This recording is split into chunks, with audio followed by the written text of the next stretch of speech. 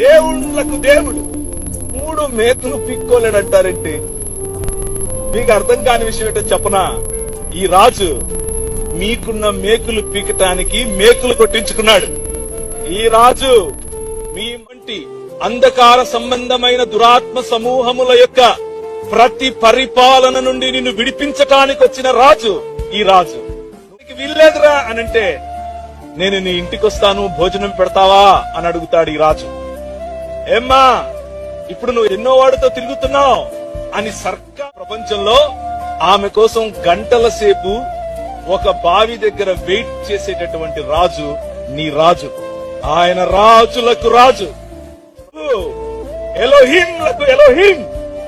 ఈ రాజు ఏదో ఒక మత స్థాపకుడు కాదు సుమా. ఈ రాజు నిజమైన మనిషి. ఈ రాజు నీకు దగ్గరగా ఉండాలని నిన్ను పోలి పుట్టిన నిజమైన మనిషి. భూమి ఆకాశములను తన చేతుల తన ఉంచినటువంటి ఈ రాజు, సమస్తమును కలిగించినటువంటి ఈ రాజు చంటి బాలుడిలా నీ కోసం నీలా బ్రతకాలని, నిన్ను తనలా రాజ్యమేలేందుకు నిలబెట్టాలని ఆయన సాధారణమైన మనిషిగా వచ్చాడు. ఆయన కరుణ శాశ్వతమైనది, ఎప్పటికీ తగ్గనిది.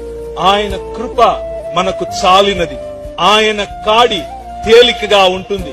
పరిసయ్యులు ఆపలేకపోయారు, పిలాతు చంపలేక, సద్దూకయ్యులు ప్రశ్నించి నోరు మూసుకున్నారు, హేరోదీయులు చంపాలనుకుని చివరకు చేతులెత్తారు.